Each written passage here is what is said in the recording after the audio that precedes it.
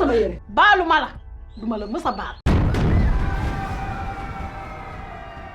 Se faire rejeter à ce point par sa famille alors qu'on fait le mieux pour s'en sortir dans la vie, alors qu'ils sont notre seul soutien, c'est vraiment dur. La scène avec Fatoumata était une scène très touchante qui rend le personnage encore plus attachant. Malgré ses efforts de rester sur le droit chemin, sa famille la rejette à cause d'une erreur. Erreur égoïste qu'eux-mêmes ont commis au début avec ce mariage arrangé. Aujourd'hui, malheureusement, un crime a été commis suite à ce mariage forcé. L'ex-mari de Fatou a été tué par son frère. Par une arme à feu peut-être, je me dis. On ne connaît pas encore les circonstances de sa mort, mais il y a eu tellement d'armes dessinées sur les murs de Kolda que je me suis dit, ah, peut-être que c'est pour nous mettre sur la piste, c'est pour nous dire comment ce mari a été tué. Après, ça se peut que ce soit un accident ou bien une mort naturelle même, parce que le monsieur était très vieux, donc peut-être qu'il a fait une crise cardiaque. Et la famille, comme dans la plupart des familles qui sont très traditionnelles, ont mis sa mort sur le dos du frère parce qu'il leur fallait un coupable. On a pu découvrir la personnalité du frère de Fatoumata quelques instants. Et malgré le vêtement noir qu'il porte, il passe beaucoup plus pour quelqu'un de doux, quelqu'un de calme et pas pour un truand. Donc le costume choisi fait simplement référence à la situation négative dans laquelle il se trouve actuellement. Dans tous les cas, que l'ex-mari de Fatoumata soit mort par arme ou pas, la symbolique de l'arme revient dans le discours de la mère de Fatoumata parce que ses paroles étaient aussi blessantes et transperçantes que des balles d'une arme à feu. Les mots de cette mère faisaient aussi mal que de se recevoir une balle, quoi. Heureusement pour Fatoumata, elle a un avantage sur ces femmes qu'elle retrouve à Kolda, et c'est l'éducation. Son cursus à la fac est clairement son arme à elle, une arme qu'elle peut utiliser pour se sortir de ce generational curse. Puisque dans cette famille, personne ne trouve anormal le fait de vouloir donner une petite fille en mariage à un vieillard. Tout ça pour des intérêts personnels, tout ça pour de l'argent, pour de la richesse, quoi. La précarité se ressent dans le décor. Lorsqu'elle arrive dans son homeland chez elle, on voit tout de suite que sa mère ne roule pas sur l'or. Même lorsque Fatoumata marche, elle passe vraiment par de petites ruelles étroites qui symbolisent toutes les limitations auxquelles elle doit faire face. Il ne faut absolument pas que Fatoumata se décourage, parce que ce n'est pas facile du tout d'être seule au monde, de se sentir seule contre tous comme ça. Elle, contrairement à Linda, parce que j'aime bien comparer les deux filles, n'a personne à qui elle pourrait demander de l'aide. Ce qui demande son courage à Fatoumata, parce que tout est une question de choix dans la vie. Et c'est un thème qui revient souvent dans ces deux épisodes. Fatoumata a choisi de travailler dur pour s'en sortir, pour sortir son frère de prison, sans demander d'aide financière à Dalanda. Alors que Linda, dès la première difficulté, n'hésite pas à demander de l'argent, à accepter de l'argent. On l'a vu avec sa patronne, chez qui elle donnait des cours. On l'a vu avec le docteur Diop et on le revoit avec Dalanda. Ça révèle quand même leur personnalité à ces deux filles. Fatoumata qui aurait beaucoup plus tendance à se battre, alors que Linda, elle, aurait beaucoup plus tendance à choisir la facilité. Sama doom man moom laa ñëw jël si. Fatoumata a donc un enfant. Ah non, mais ça se voyait trop dans son body language. Comment elle se comporte avec les autres, comment elle se tient, comme je vous l'ai déjà exposé dans des analyses précédentes. Ça montrait quand même qu'elle avait un petit instinct maternel. J'ai aimé comment on nous a gardé le suspense au sujet de cet enfant, parce que lorsque Fatoumata regardait ses photos de famille, elle a regardé la photo de son frère, de sa mère, mais elle n'a pas du tout regardé la photo de son enfant. Donc, est-ce que ça veut dire que l'enfant lui a été arraché depuis la naissance, que l'enfant ne connaît pas sa mère? Et ça, c'est très dangereux parce que ceux qui s'occupent de cet enfant pourraient lui inculquer n'importe quoi. L'enfant pourrait développer une haine contre sa mère. La première chose qu'on constate lors de cette scène, c'est la différence d'âge entre les deux coépouses. Donc la dame âgée et Fatoumata. Fatoumata pourrait être sa petite fille, la fille de sa fille. Donc j'ai trouvé que c'était bien, c'était une façon de nous faire comprendre que le monsieur qu'elle a épousé était vraiment très âgé. Ça m'a un peu fait penser à Lala, tout ça, tu vois. Je me suis dit, si elle fait pas attention, elle se retrouvera dans la même situation que Fatoumata, avec des coépouses qui ne l'aiment pas, qui arrachent ses enfants et tout. Mais bon, la seule différence quand même, la grande différence, c'est que contrairement à Fatoumata, Lala décide de se marier par choix. D'entrée de jeu, par rapport à cette famille, on constate tout de suite une mauvaise énergie qui règne dans la maison. Dès que la fille ouvre le portail, elle est agressive. Yo, looy def fii? Et ça nous renvoie aux formes dans le cinéma dont je vous ai déjà parlé sur cette chaîne. lorsque tu veux créer de la tension. L'idéal, c'est soit d'avoir des personnages qui ont des visages assez triangulaires, soit d'avoir 3 personnages sur une scène pour former ce triangle, parce que c'est une forme qui fait référence à la tension. Contrairement au cercle, par exemple, ou à un personnage au visage plutôt rond qui renvoie à de la confiance. Après, les réalisateurs peuvent en jouer du coup de ces formes. C'est le cas d'ailleurs avec le personnage de Madame Taylor qui a un visage assez rond, assez sympathique. On a envie de lui faire confiance, elle est chaleureuse et pourtant elle a quand même d'autres facettes qu'elle cache bien. Pour le moment, impossible pour Fatoumata de récupérer son enfant. Les 2 femmes ont pris le dessus sur elle, l'ont poussée. Franchement, c'est juste parce que Fatoumata respecte beaucoup la vieille, parce qu'elle aurait pu, elle aurait pu la pousser vite fait, bien fait. Mais c'est une situation hyper triste parce que ça arrive dans certaines cultures. Lorsque la femme décide de partir, elle ne peut pas emporter ses enfants. Ses enfants sont obligés de rester avec le père ou la famille du père. Et on imagine à quel point ça peut être dur pour une mère de se séparer de ses enfants. Impossible d'être présente ni physiquement, ni sous aucune forme. C'est quelqu'un d'autre qui s'occupe de l'éducation de ton enfant et qui peut lui inculquer n'importe quoi. Je sais pas pourquoi, mais j'imagine que cet enfant est un garçon. Je sais pas, dites-moi ce que vous en pensez. À votre avis, c'est un garçon ou une fille? Je pense grave à un garçon,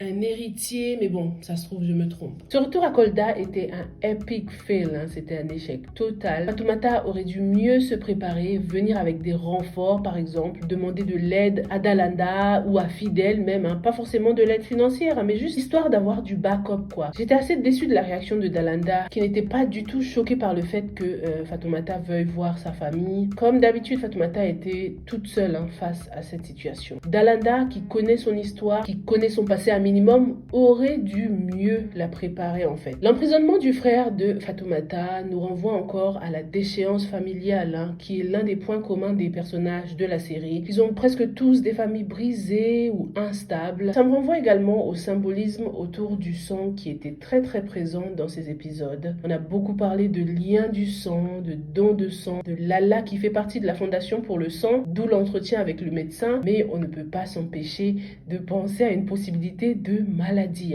pour Lala. Le docteur parlait beaucoup au conditionnel, beaucoup de suppositions, beaucoup de si, si les tests sont positifs, si et seulement si, comme pour nous préparer à un résultat négatif. Si les résultats des tests sont bons, au bout du 2e don, si on retrouve encore les mêmes bons tests, à ce moment-là, on te remettra ta carte de donneur, ok? Serait-elle malade? Est-ce que Pagé lui aurait transmis une MST? Ce sera très facile à découvrir puisque c'est seulement avec lui qu'elle a des rapports. Mais bien sûr, le connaissant, sachant à quel point il est possessif, il ne la croira pas et il mettra tout sur le dos de Younous puisqu'il a déjà vu Lala en compagnie de Younous.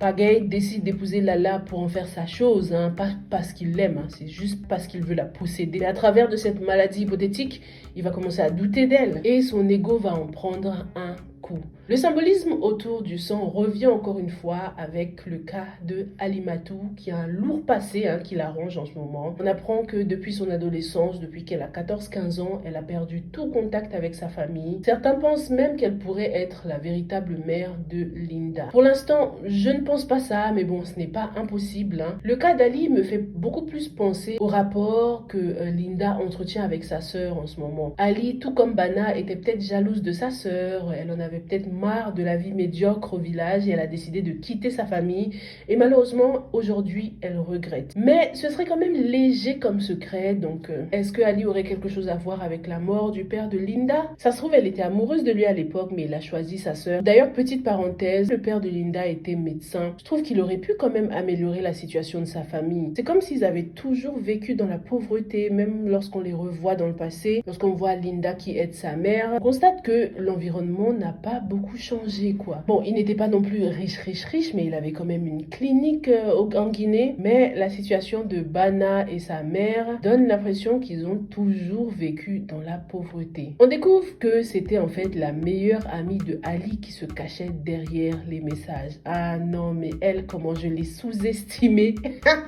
Je savais que c'était une mauvaise amie, mais je pensais pas qu'elle allait haïr Ali à ce point. Je pensais pas qu'elle était aussi smart que ça, en fait. Je l'ai vraiment sous-estimée. Ce qui me rassure, c'est qu'avec les amitiés comme ça, en général, chacun connaît les secrets de l'autre. Donc j'espère que Ali n'a pas été assez bête, elle n'a pas pris de risques en lui confiant des choses alors qu'elle ne sait rien d'elle quand même. Parce que ça se voit que cette fille, son nom m'échappe là, mais ça se voit qu'elle n'est pas clean, elle non plus. D'ailleurs, très bon choix de la couleur jaune pour le mensonge et la trahison. C'était vraiment une belle surprise. J'ai pensé à Douma le journaliste, j'ai même pensé à Ali, mais je n'aurais jamais pensé à elle. Donc beaucoup m'ont dit que oui, non, mais Sylvia, ça se voyait trop, même à la façon dont elle draguait Mapenda et tout. Mais ça, je trouve que c'est assez fréquent dans les familles, dans les amitiés. Entre amis, des fois, ta meilleure amie que tu considères comme ta sœur va appeler ton mari son mari. Donc à ce moment-là, franchement, ça n'avait pas fait tilt. Je m'attendais pas à ce qu'elle soit une traite comme ça, parce que dans ma tête, je me disais que Ali aussi doit avoir quelque chose contre elle quand même. Mathie est tellement aveuglée par la haine qu'elle a contre Ali qu'elle n'a pas posé les bonnes questions, parce que cette fille veut clairement sortir avec ton père aussi, Mathie. Donc c'est pas en te vengeant contre Ali que ça va arranger les choses. D'ailleurs, un truc me dit qu'au final, Mathie ne va pas se venger et qu'elle va finir par apprécier Ali peut-être. Qu'est-ce que vous en pensez? Peut-être à la dernière minute, elle sera touchée par l'histoire de Ali. Mathie revient chez Douma. Cette fois-ci, on constate qu'il y a moins de mystère quand même autour du personnage de Douma par rapport à la première fois. Et on le voit à travers la luminosité. On entre dans un appartement beaucoup plus lumineux que la première fois, ce qui représente la confiance. Mathie lui fait un peu plus confiance. Les deux se font un peu plus confiance. Elle se méfie moins. Elle a décidé de travailler pour lui. Elle va donc infiltrer le spa de Dalanda. Mathie, elle aime bien le goût du risque de toute façon. Donc ils vont faire une très très bonne équipe. On apprend aussi que Douma serait fortuné.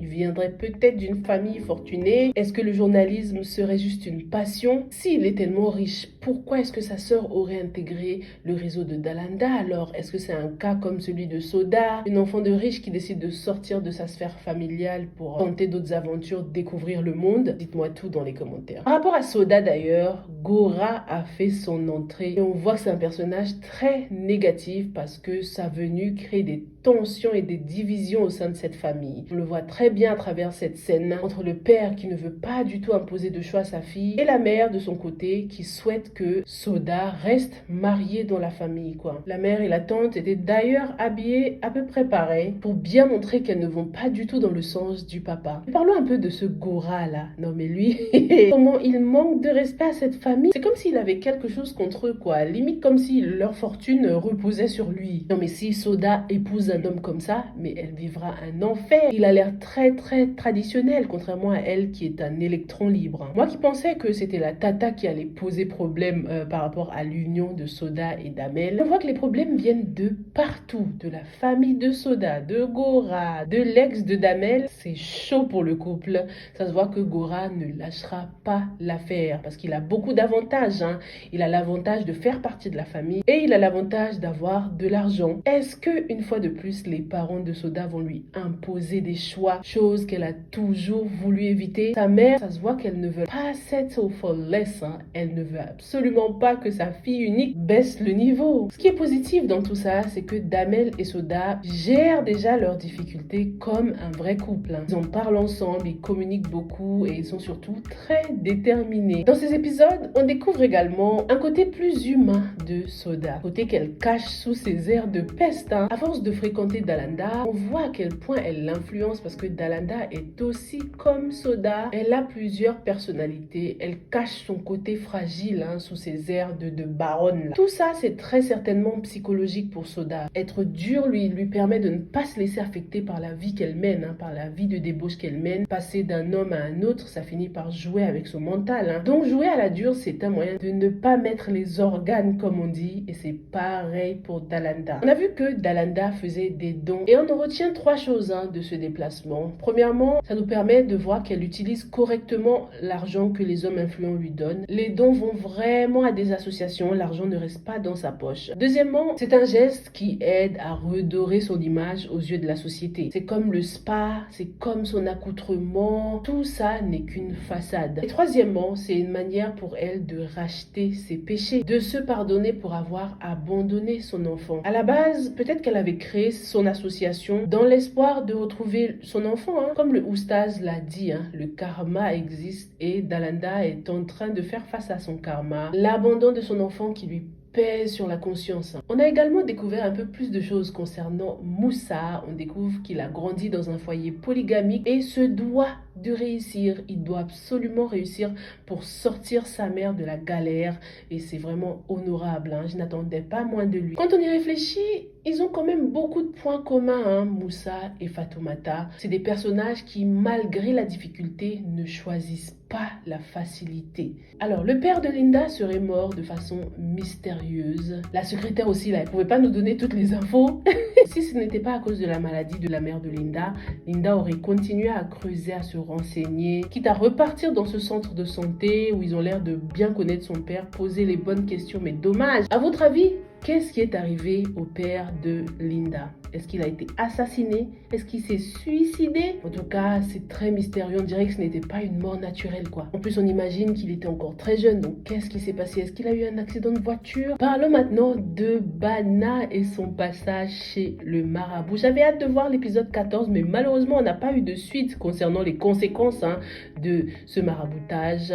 Le marabout lui a demandé de placer quelque chose devant la porte, mais on ne l'a pas vu faire. On doit juste insinuer que ça n'a pas marché et que c'est sa mère peut-être qui a été frappée par ce sort. Parce qu'encore une fois, le symbolisme autour du sang, puisque Bana n'est pas la vraie sœur de Linda, le sort ne pouvait pas fonctionner et a rebondi sur sa mère qui, elle, a le même sang que Bana. Qu'est-ce que vous en pensez? C'est drôle parce qu'on va toujours voir le marabout pour des choses négatives.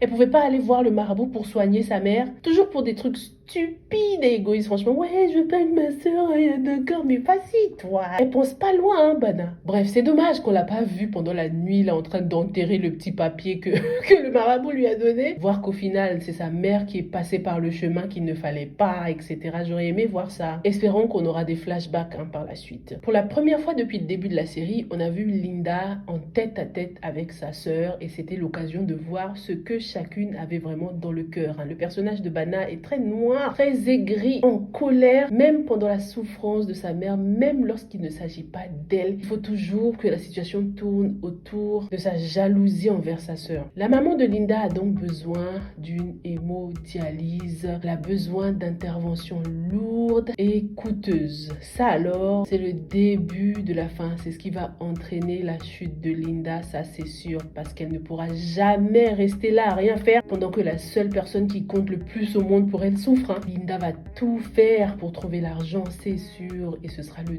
début de l'enfer. Ce qui est chaud, c'est que l'heure tourne. Dans les cas comme ça, la santé se dégrade très très vite, donc faut trouver l'argent. Et malheureusement, ce sera l'occasion pour le docteur Job de refaire surface. Mais comme je l'ai dit, dans la vie, tout est une question de choix. Ce sera à Linda de faire les bons choix pour pouvoir sauver sa mère.